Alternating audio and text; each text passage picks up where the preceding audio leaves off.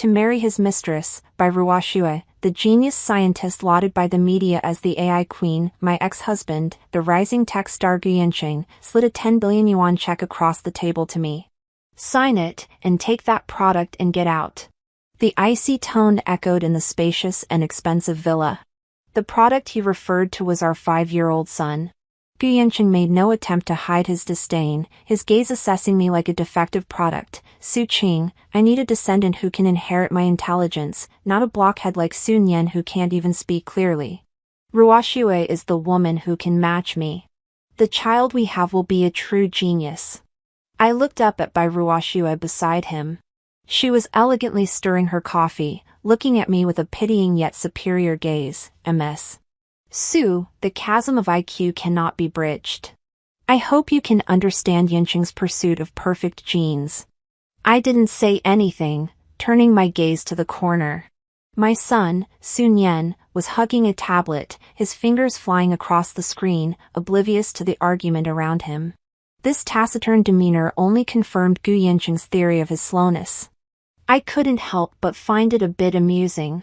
Slow? He could independently code at 3 years old, hacked into the kindergarten's access control system, and moved the dismissal time forward by an hour. At 5 years old, because Gu Yanqing forgot my birthday, he angrily changed his company's new product launch PPT to our wedding photos during the global livestream, with Breaking Up Happily as the background music. Gu Yanqing's technical department investigated this incident for half a year, eventually attributing it to malicious provocation by foreign hacker organizations. I pulled myself back to reality, picked up the expensive pen, and neatly signed my name on the divorce agreement. Su Qing. Without a moment's hesitation. This overly calm composure made Gu Yanqing frown. He seemed to expect to see my collapse or begging, but I gave him nothing. He wanted to see a show, but I refused to perform. I stood up, walked to my son, and took his small hand. Sun Yan finally looked up from his tablet. He glanced at Gu Yanqing and Bai Ruoxue, then typed a line of text on the screen and held it up. Bye-bye, Mr. Gu. Mr. Gu. Not Dad. Gu Yanqing didn't see the hint of indifference and mockery, not belonging to his age, that flashed across his son's tender face. Stepping out of the villa's front door, the cold air rushed into my lungs, but I felt no regret. I took Sun Yan and hailed a taxi straight to the household registration center. The clerk looked at the materials I submitted and asked with some surprise, "Are you sure you want to change the child's surname? From the father's surname to the mother's surname?" "Yes, I'm sure." When the brand new household registration booklet was handed to me, and the words Gu Nian had become Sun Yan, I felt a sense of relief wash over me. Nian was my Nian, and no longer had anything to do with the Gu family. Subsequently, I used a small fraction of that $10 million check to buy a top-floor apartment with a state-of-the-art security system in another city renowned for its tech industry. Then, I made an encrypted call and ordered several of the highest performance servers and workstations available on the market. They asked me what my requirements were, and I simply said, "Make it fast." On my first day in the new home, I looked out of the huge floor-to-ceiling windows at an unfamiliar cityscape. The house was empty of furniture, except for me, Sun Yan, and the newly installed, softly humming servers. Sun Yan was already eager to connect his tablet to the new network and begin building his own little world. I sat in front of another computer, took a deep breath, and hovered my fingertips over the keyboard for a moment before typing a string of long-forgotten commands. A login screen appeared, and I entered the alias that once astonished the entire Silicon Valley. Q. A line of green characters lit up on the dark screen. "Welcome back, Q." The corners of my mouth lifted slightly, and a light rekindled in my eyes. "Gu Yanqing, you thought you bought my past for 10 million, humiliating my son. You don't know that you just used that money to restart 2 completely different lives, for yourself and for me. And yours is destined to be downhill." Less than a week after I left, Gu Yanqing and Bai Ruoxue announced their engagement in high profile. Financial news and entertainment headlines were plastered everywhere, praising them as a powerful alliance, a combination of geniuses, and some media even described it as a perfect collision of genes. I turned off the news feed and looked at our new, tech fortress-like smart home, feeling a bit of irony. Gu Yanqing probably thought Sun Yan and I were crammed into some old neighborhood, worrying about making a living. I logged into that long-dormant dark web account, Q. As soon as I went online, the encrypted mailbox was filled with top-tier commissions from around the world. I picked the highest-paying task, designing the underlying firewall for the security system of a certain European royal family. The advance payment alone far exceeded the severance Gu Yanqing gave me. He never truly understood my world. Sun Yan also quickly adapted to the new life. He thought the traffic light algorithm at the intersection downstairs was stupid, causing traffic jams during rush hour. So, he sat on the balcony with his tablet for half an hour and rewrote the scheduling logic of the traffic system in the area. The next day, the property management group in the neighborhood was marveling that the evening rush hour ended half an hour earlier. In the evening, I typed a line of code on the terminal and sent it to him, function dinner, return? Soon, he returned a small program, the result of which popped up a word on the screen, pizza. This is how my son and I communicate, simple, efficient, and incomprehensible to outsiders. When Gu Yanqing's assistant called, Sun Yan and I were sharing a Hawaiian pizza. The voice on the phone was formal and laced with a hint of condescension. President Gu is concerned about you and the child. He heard you're currently unemployed and struggling financially. President Gu said if you have any difficulties. I interrupted him, tell Gu Yanqing we're doing fine. After hanging up, I saw Sun Yan staring at the promotional ad for Gu's Tech's latest smartwatch, his little brow furrowed. He muttered, the UI design is too ugly. I didn't pay attention and went to the kitchen to get a drink. When I came back, Sun Yan had already put down the tablet. The next day, there were problems with the promotional images on Gu's Tech's official website and all online channels. A bright, gaudy little red flower had been photoshopped onto that smartwatch, which was touted as having a minimalist design and a sense of technological beauty. Gu's Tech team was in a frenzy, working all night to fix it. They ultimately classified the incident as a malicious commercial attack by competitors, never suspecting a 5-year-old. Gu Yanqing was furious and reprimanded his proud tech department as useless during an internal meeting. I looked at Sun Yan, who was focused on building a new program model.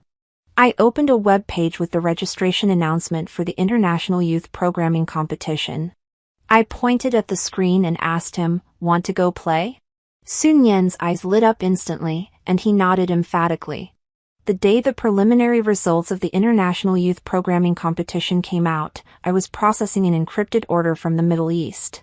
Sun Yan walked over with his tablet and showed me the screen.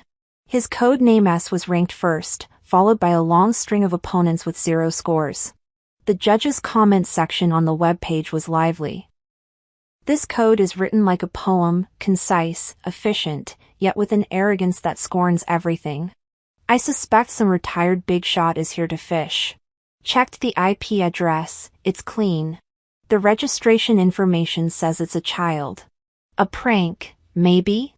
Whoever it is, I bet they'll make it to the finals. I smiled and touched Sun Yan's head. Having fun? He nodded and went back to studying his opponent's information for the finals. At the same time, Gu Yanqing and Bai Ruoshuo's careers were soaring. His company's stock price was skyrocketing due to the upcoming launch of the Sky Shield security system.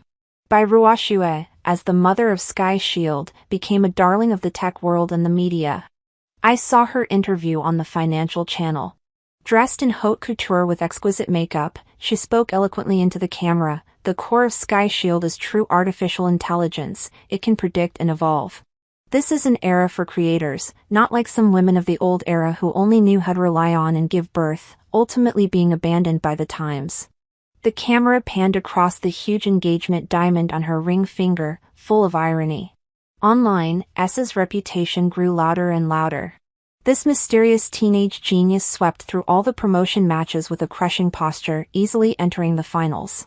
Online forums were opening bets on S's true identity, with some guessing he was a genius secretly cultivated by Silicon Valley giants, and others guessing he was a secret weapon of a national cybersecurity department.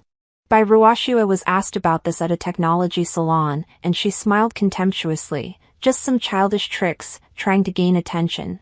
Real technology is about changing the world, like Sky Shield. That night, Sun Yan suddenly looked up at me, his little face full of confusion. "Mom, why does this Sky Shield system have such a big vulnerability?"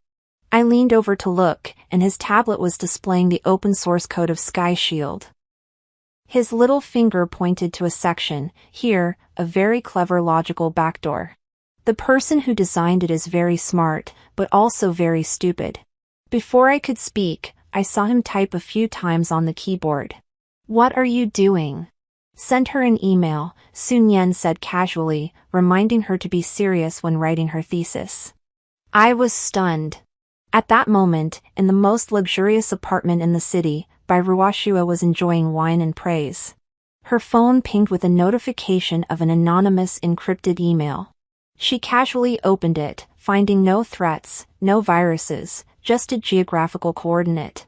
She subconsciously entered the coordinate on the map, and the screen popped up with a link to the original source of a core algorithm that she had cleverly stolen and disguised in her doctoral thesis. The end of the email only contained one line of signature, "A kid passing by." The wine glass in Bai Ruoxue's hand crashed to the ground, and the red wine spread like blood. Her face turned pale, and she frantically tried to trace the source of the email, but the screen only returned a cold prompt: "Source cannot be traced." That email, like an invisible needle, pierced through the gorgeous coat she had built with lies, hitting the deepest, most unbearable fear in her heart. The venue for the International Youth Programming Competition Finals was brightly lit, and the globally broadcast cameras slowly moved around the arena, capturing every excited or nervous face. I sat in an inconspicuous corner of the audience, watching Gu Yanqing and Bai Ruoxue in the front row. They were impeccably dressed, seemingly the masters of this grand event. The live broadcast camera appropriately focused on Gu Yanqing, who, as a special guest, was talking eloquently into the microphone. "I am very gratified to see so many young geniuses." He smiled, but his tone revealed a condescending instruction. "But the real genius is able to create world-changing products like Sky Shield, not stay in small-scale competitions." Bai Ruoxue nodded in agreement beside him, her eyes sweeping across the arena with a hint of imperceptible disdain. It was the turn of the contestant codenamed S to take the stage. Gu Yanqing's smile froze on his face as a slender boy in a custom suit walked onto the stage. He rubbed his eyes subconsciously, as if he couldn't believe what he was seeing. "Next, let's welcome the dark horse of this competition, the only 6-year-old contestant S. Sun Yan." The host's voice was full of drama. The audience erupted in an uproar, followed by incredulous chatter. The live broadcast's bullet comments instantly flooded with 6 years old. "Are you kidding me? Whose kid wandered onto the wrong set?" I saw Gu Yanqing's body stiffen, exuding an icy aura. The ultimate challenge for the final was announced, a live attack on the virtual server protected by the Sky Shield system provided by the competition's partner, Gu's Technology. Bai Ruoxue's lips curled into a confident smile. This was her home turf, the masterpiece she was so proud of. She didn't believe a 6-year-old could do anything. Sun Yan walked to the console, his small body almost swallowed by the equipment. He adjusted the height of the chair, his little hands tapping on the keyboard. There were no extra movements, only his fingertips dancing. Before anyone could fully react, the solid firewall representing the Sky Shield system on the large screen suddenly filled with spiderweb-like cracks, and in the next second, it collapsed with a bang. Time shown, 28 seconds. The entire venue was silent. Sun Yan didn't stop. He obtained the highest authority, but didn't display a single line of dry code. Instead, he projected a photo onto the global live broadcast screen. It was a photo of me holding him as a baby, smiling with tenderness. Below the photo, there was a line of words he had typed himself: "Mom, I am your best work." Gu Yanqing's face was ashen, and Bai Ruoxue was unsteady, her body swaying. Just then, the live broadcast camera captured me in the audience. Flashes instantly surrounded me, and reporters swarmed forward.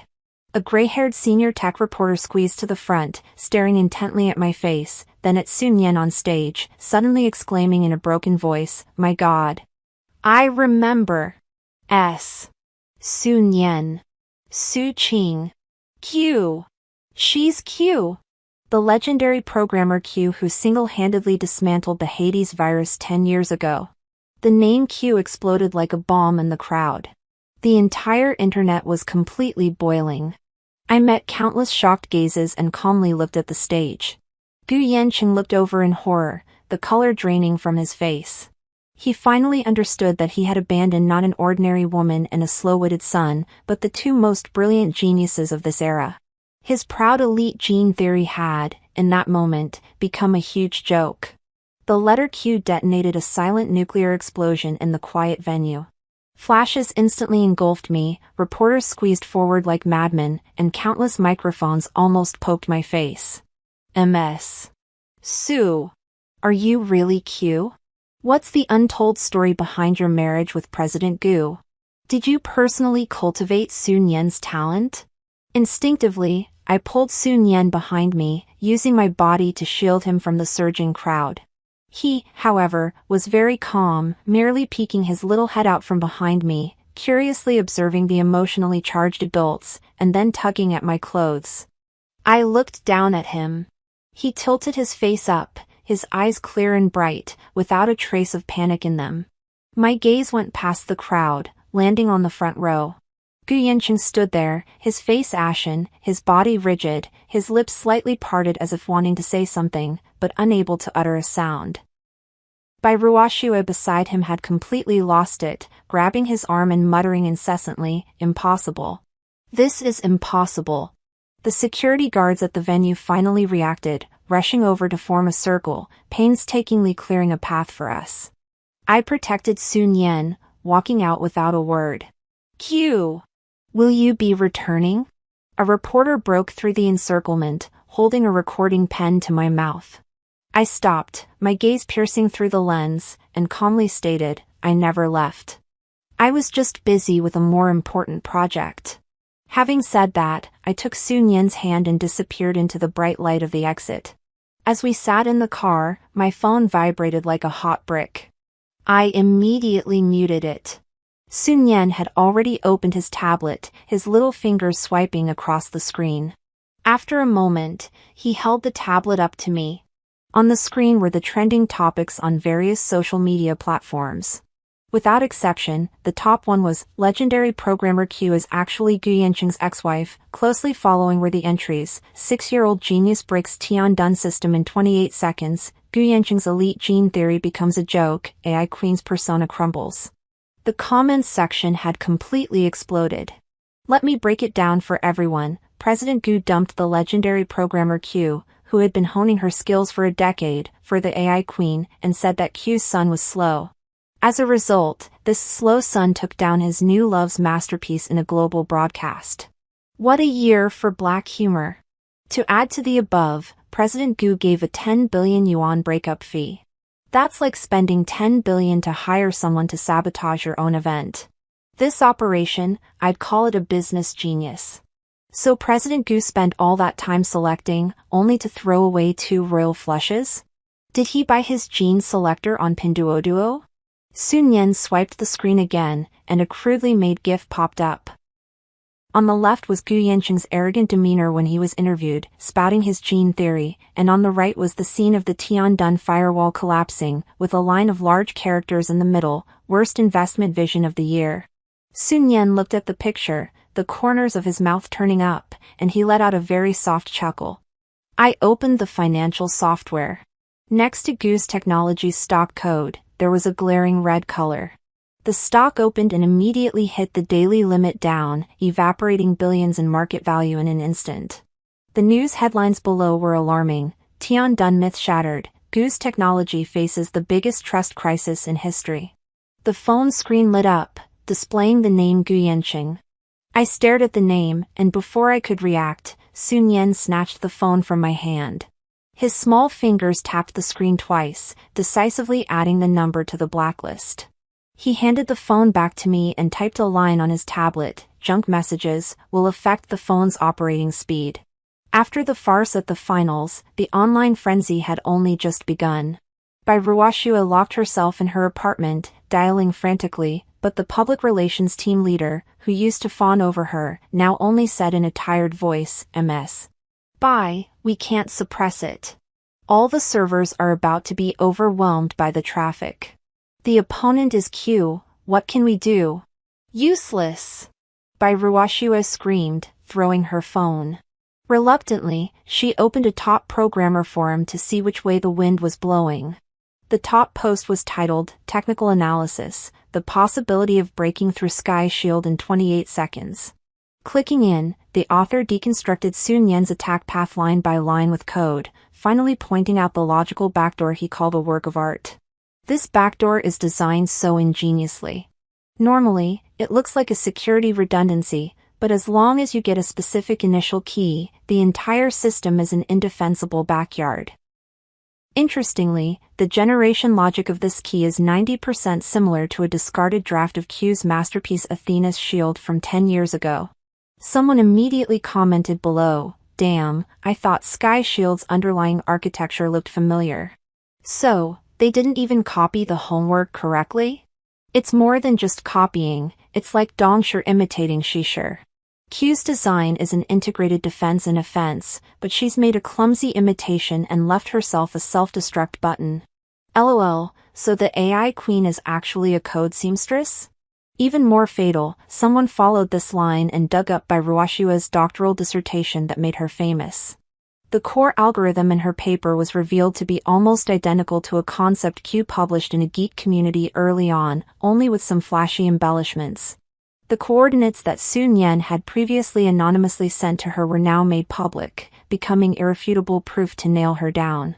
The past praise turned into a tidal wave of ridicule.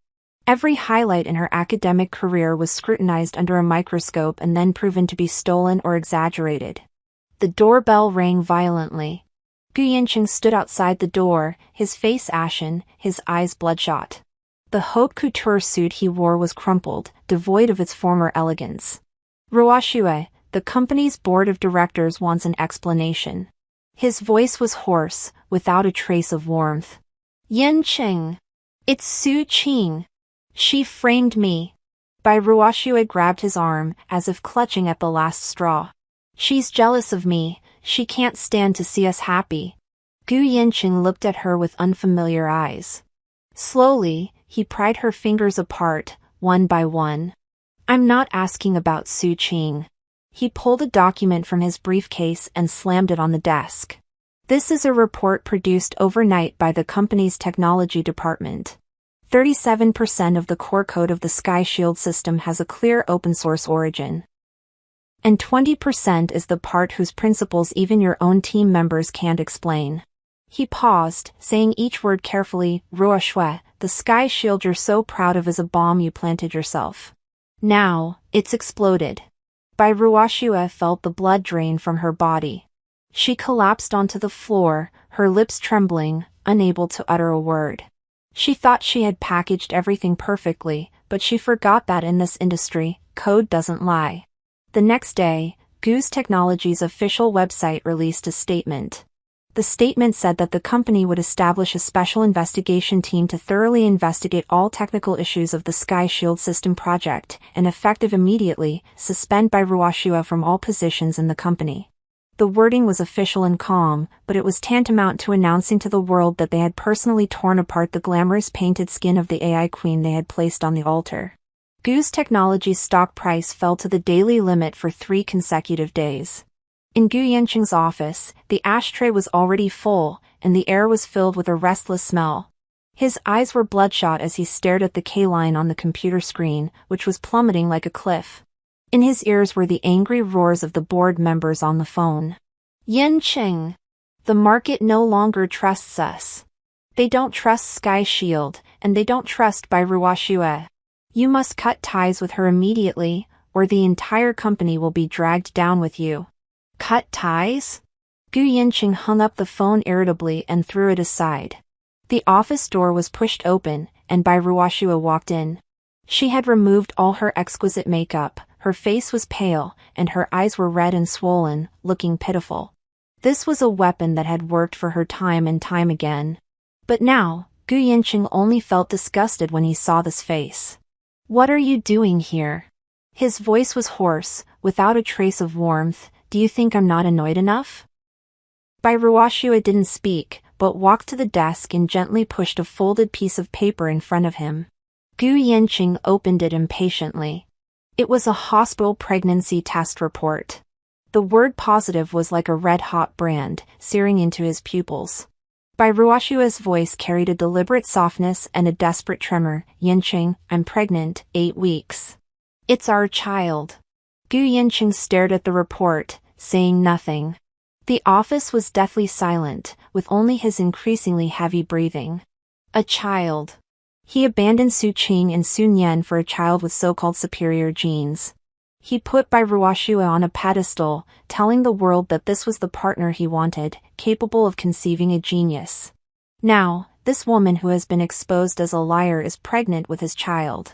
He could almost see the headlines tomorrow. Gu's president caught in affair with academic fraud, secret pregnancy, the culmination of elite gene theory turns out to be the child of lies. The gene theory he once used to attack Su Qing had now become a boomerang, hitting him squarely between the eyes. This is our hope. Bai Ruoxue tried to take his hand, her eyes brimming with tears. Yanqing, we can turn things around with this child. Tell them, our child is the real genius. Gu Yanqing abruptly pulled his hand away, looking at her tear-streaked face, suddenly finding it utterly ridiculous. He even laughed, his shoulders shaking. He was laughing at himself, like a complete fool. He leaned back in his large executive chair, closed his eyes, and felt all the strength drain from his body in an instant. This pregnancy report was not hope. It was the last chain locking him down, dragging him into the abyss. It was a life sentence he had personally pronounced upon himself. At the same time, in a penthouse apartment on the other side of the city, I had just finished a multinational video conference, finalizing the cooperation on the next-generation network security protocol. Sun Yan was wearing a pair of children's headphones, intently composing background music for a new little game he was designing, occasionally swaying his little head to the rhythm. My lawyer called, with a hint of schadenfreude in his voice. Miss Su, let me tell you some gossip. Bai Ruoxue is pregnant, and Gu Yanqing is in a terrible state. They say he's locked himself in his office all day. I hemmed and looked out the window. The sun was shining, illuminating Sun Yan's earnest profile, his fine hairs clearly visible. Got it. I hung up the phone and walked over to Sun Yan, watching the notes dance across his screen. Mom, listen. Sun Yan handed me one of the headphones. I put it on, and inside was a light and playful melody, like the wind running in the sunlight. My world was bright and sunny. The news of Bai Ruoxue's pregnancy eventually came to light.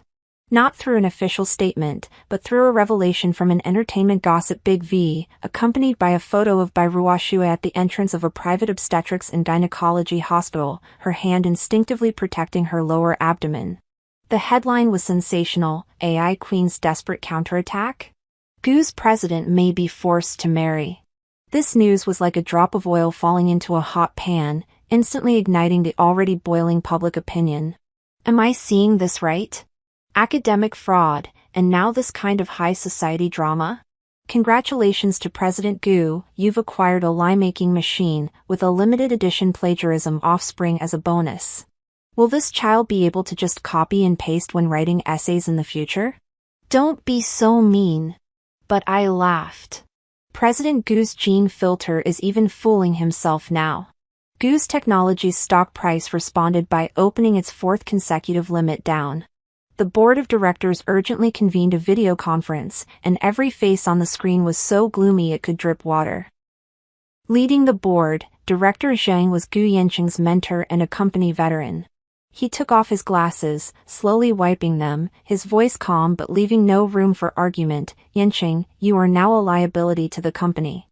Gu Yanqing opened his mouth, his throat dry. Uncle Zhang, I can handle this. Handle? How? Another director interrupted him directly. Marry an academic fraud and then tell shareholders her child will save the company's stock price? What do you take the market for? The board has unanimously decided. Director Zhang put on his glasses and looked at him. Effective immediately, your position as CEO is suspended, temporarily replaced by Vice President Liang. You need to take a vacation and properly handle your personal affairs. The words personal affairs were emphasized heavily. The video was unilaterally cut off, and Gu Yanqing sat for a long time, staring at the row of black screens. When he returned home, the old Gu family mansion was brightly lit. His father, the refined businessman who had always been proud of him, was sitting in the main seat in the living room, a string of prayer beads in his hand, his face ashen. Dad. Gu's father didn't look at him, but threw a newspaper at his feet, the front-page headline featuring by Ruoshua's photo. You've utterly disgraced the Gu family. He finally spoke, his voice suppressing his anger. Back then, you insisted on getting a divorce, talking about genes, talking about the future. And now? You've risked your career and the family's reputation for a fraud. Gu Yanqing's mother wiped away tears beside him. Yanqing, what possessed you back then that you had to make things difficult for Su Qing? She was well-behaved, and Yan Yan, though quiet, is still your own flesh and blood. What's the use of saying all this now? Gu's father slammed the table. Issue a statement tomorrow, severing all ties with that woman. We can't have that child either. Gu Yanqing's body shuddered, and he looked up, his eyes empty. Dad, she won't agree. Then sue her. Sue her for fraud. Gu Yanqing didn't speak anymore. He knew it was all too late. Bai Ruoshue had become an indelible patch of dog skin plaster on him, and he had applied that plaster himself. He walked out of the old mansion in a daze and returned to the villa where he and Su Qing had once lived. It was empty, cold, and devoid of life. He walked to the wine cabinet, took out a bottle of whiskey, and without pouring it into a glass, drank straight from the bottle. The spicy liquid burned his throat, but it couldn't numb his chaotic nerves. He suddenly thought of Su Qing. He remembered how she always managed to keep the house tidy, how she handed him a glass of warm water after he was drunk, and how her eyes used to look at him, once filled with light. He took out his phone, his fingers trembling, and found that familiar number from memory. Dialing.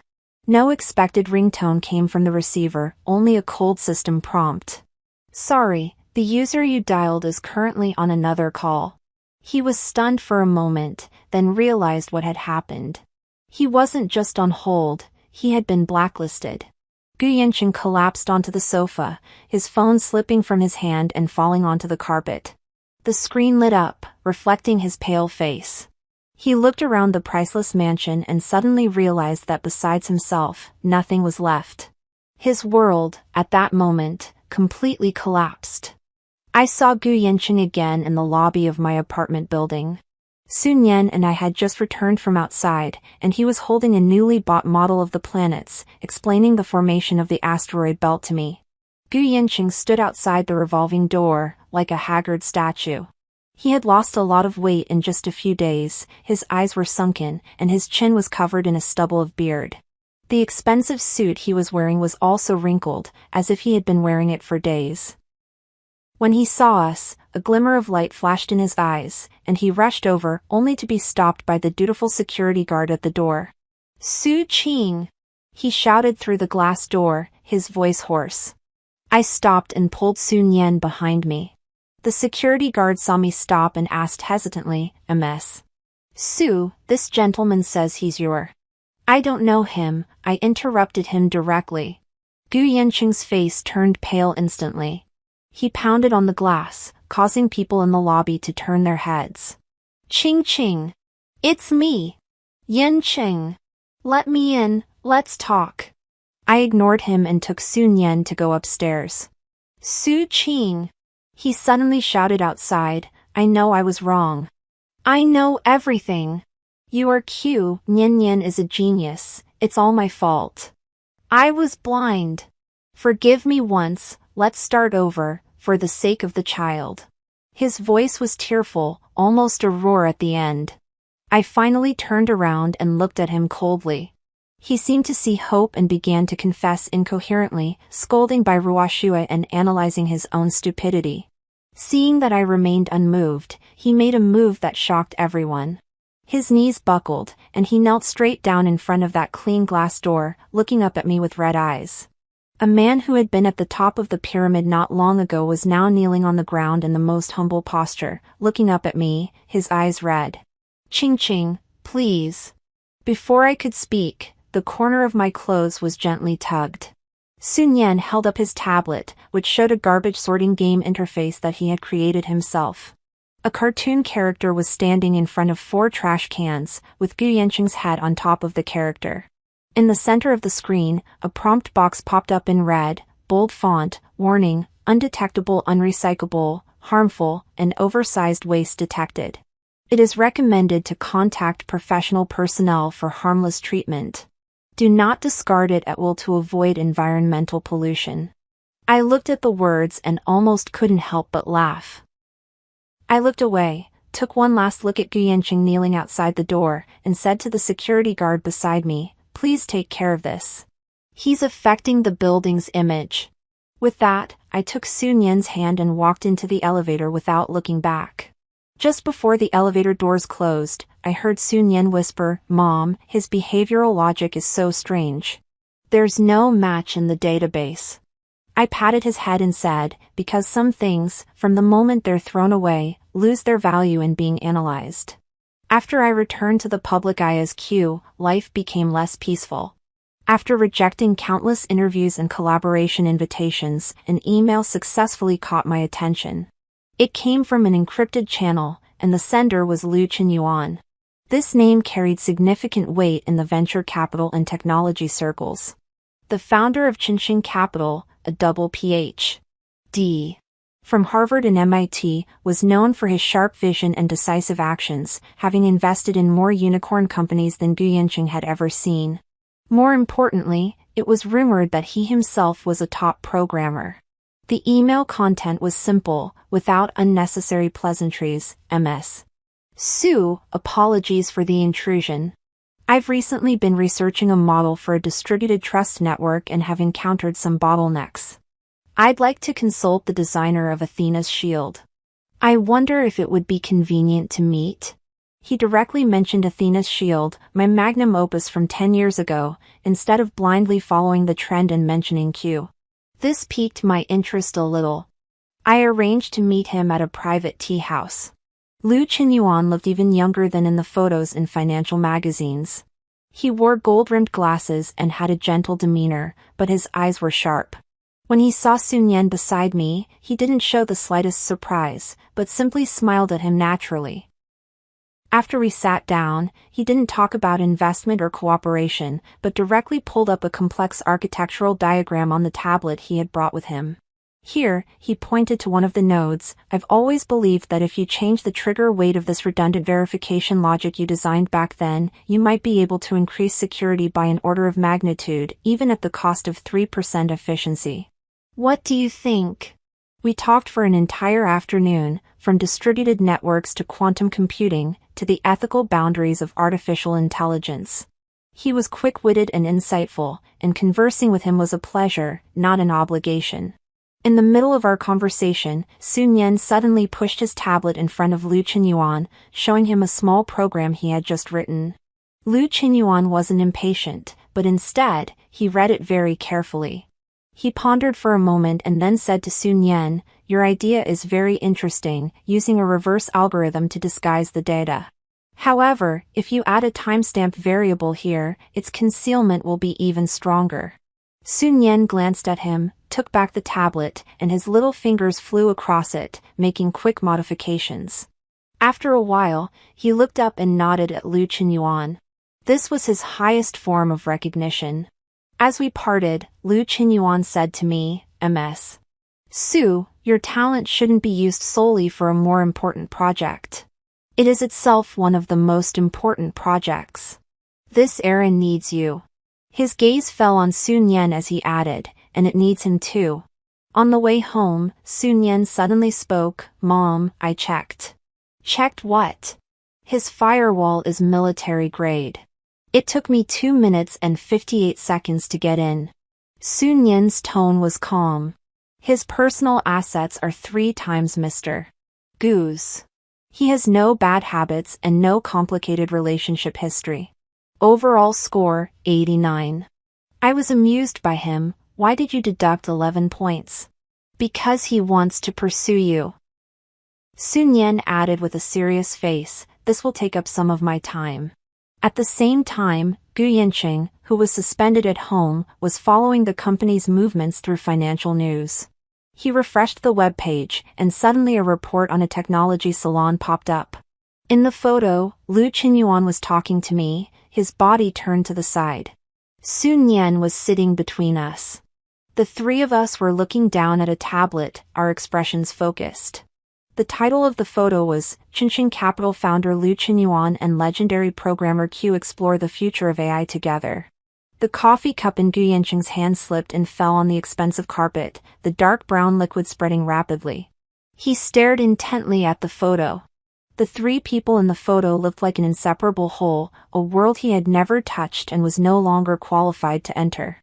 For the first time, he clearly realized that Su Qing's world really didn't need him anymore. The Global Technology Summit led by Qingxing Capital was packed. Liu Qinyuan didn't choose to sit at the main table but, like ordinary audience members, sat in the center of the front row, waiting quietly. In the shadows at the back of the venue, a figure quietly sat down. It was Gu Yanqing. He wore a hat and mask, wrapping himself up tightly like a fugitive who couldn't be seen, coming to witness his own judgment. The lights dimmed, and a spotlight shone on the center of the stage. I walked up, without any extra opening remarks. The large screen behind me lit up, displaying only 2 words, revelation. The AI of the past was a tool, an imitation, a calculation based on massive amounts of data. My voice spread throughout the venue through the microphone, clear and calm. Today, we want to explore another possibility. We didn't invent a new artificial intelligence, we simply taught it how to have imagination. A slight commotion arose from the audience. Now, please welcome the chief architect of the revelation system, Sun Yan. As soon as I finished speaking, Sun Yan, wearing the same dark blue suit as me, walked out from backstage holding his tablet. He stood beside me and bowed to the audience with a blank expression. The audience was silent for a moment, then erupted in a buzzing discussion. I ignored them and cut straight to the chase, live demonstration. Is there anything you all would like inspiration to create? A reporter in the front row boldly shouted, design a security system safer than Sky Shield. The question was full of provocation. Sun Yan typed a few words on the tablet. On the large screen, countless streams of code poured down like a waterfall, eventually converging into a complete, sophisticated, three-dimensional defense system architecture with self-evolving capabilities. An automatically generated 30-page vulnerability analysis report was also displayed, targeting all mainstream security products on the market, including Sky Shield.